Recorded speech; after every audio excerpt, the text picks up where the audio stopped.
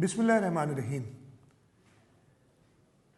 मैं आपको आज फिर कोरोना के हवाले से जो सिंध में अपडेट है उससे आगाह करना चाहता हूँ।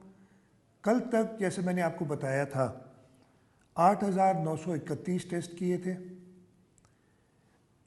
उसके बाद कल से लेके आज तक हमने 660 टेस्ट और किए हैं और 660 ये टेस्ट मिला के टोटल टेस्ट की तादाद 9,589।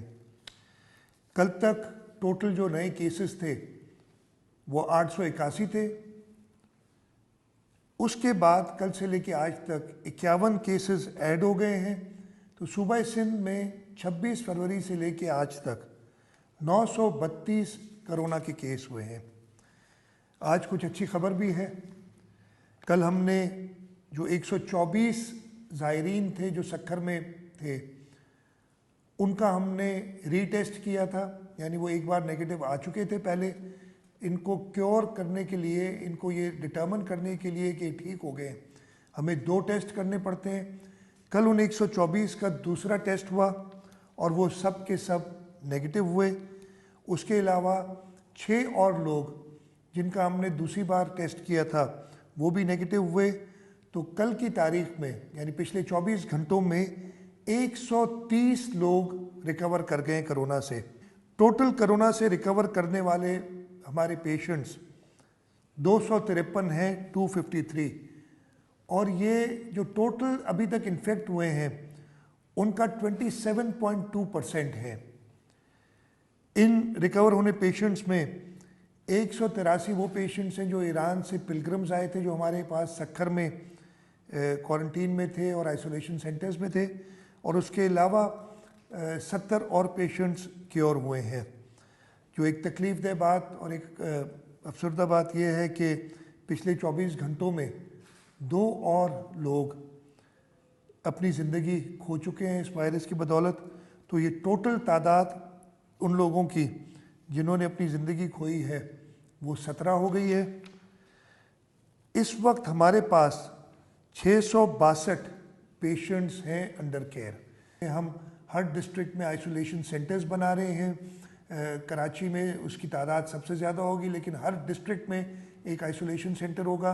हम ये भी कोशिश कर रहे हैं कि डिस्ट्रिक्ट हेडक्वार्टर हॉस्पिटल्स में हम आइसोलेशन सेंटर्स बनाएं। उसके बाद हम जो टर्शरी केयर हॉस्पिटल्स हैं उनमें ICUs बना रहे हैं। आज एक और फैसला हमने किया है और हेल्थ डिपार्टमेंट और इंतज़ामिया को हिदायत दी गई है कि जो प्राइवेट हॉस्पिटल्स हैं उनको भी इंश्योर किया जाए कि वो अपने अस्पताल में उनकी बेड कैपेसिटी के हवाले से कम 10% कोरोना पेशेंट्स के लिए आइसोलेशन वार्ड्स बनाएं ताकि उनकी तीमारदारी उधर की जा सके। मैं जो मुखय्यर हजरात हैं उनसे भी दरख्वास्त मैंने की है। मेरी कल भी मीटिंग्स हुई थी, परसों भी मीटिंग्स हुई थी। उन सब को कहा है कि वो मोहल्लों में जहाँ पे गरीब लोग रहते हैं, ख़ास तौर पे जो मिल ओनर्स हैं, जो शॉप ओनर्स हैं, उन्होंने मुझे कमिट किया है कि जी वो अपने मज़दूरों को, अपने वर्कर्स को इस महीने की तनख्वाह दे रहे हैं। अगर वो तनख्वाह दे देते हैं इस महीने की, और जो उन्होंने ख़ुद कहा है कि हम दे रहे हैं, तो इंशाअल्लाह ताला हमें जो दूसरी इसकी कोरोना की वजह से मसाइल हैं कि लोगों को राशन नहीं मिल रहा है, वो मसला इतना ज़्यादा नहीं होगा। लेकिन उसके बावजूद मैं ये कह रहा हूँ कि जो मोहल्लेदार हैं वो अपने मोहल्ले वालों का ख्याल करें। मुखय्यर हजरात, वेलफेयर ऑर्गेनाइजेशंस वो लोगों का ख्याल करें। हुकूमत सिंध ने एक मुहिम शुरू की हुई है, लेकिन हमारी एक हिदायत सबको है और ये हिदायत एक राइटिंग में भी आ जाएगी कि राशंस देते हुए, इमदाद देते हुए आपने सोशल डिस्टेंसिंग को इंश्योर करना है। हमारी पहली जो वरी है, जो हमें सबसे ज़्यादा परेशानी है, वो परेशानी है कि ये वायरस स्प्रेड ना हो। पहली आपकी ज़िम्मेदारी ये है कि सोशल डिस्टेंसिंग इंश्योर करें, कहीं पे भी लोग जमा ना हो। ये एक जुर्म होगा, इसलिए कि आप राशन तो दे रहे होंगे लेकिन उसके साथ साथ उन लोगों में आप वायरस ट्रांसफ़र कर रहे होंगे एक से दूसरे को, और वो वायरस इनकी ज़िंदगी ले सकता है। हमने कल एक मीटिंग की थी और पोस्ट लॉकडाउन यानी लॉकडाउन के बाद जो हम SOP फॉलो करेंगे, पूरी दुनिया बदल गई है। इस वायरस की वजह से अब ज़िंदगी गुजारने का तरीका फ़र्क हो गया है।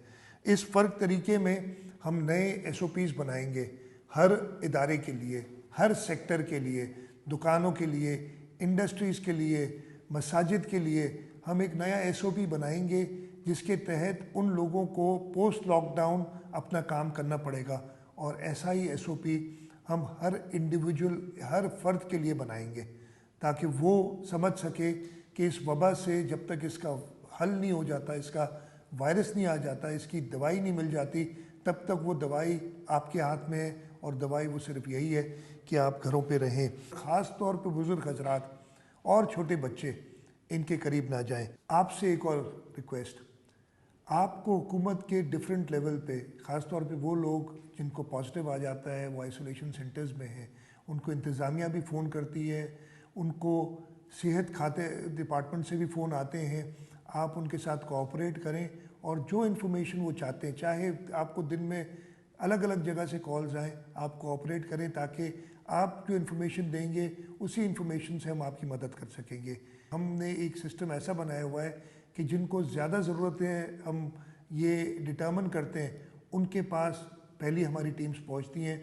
तो कुछ देर, कुछ ताख़िर हो सकती है आप तक पहुंचने में। आप सबका बहुत बहुत शुक्रिया। पाकिस्तान जिंदाबाद।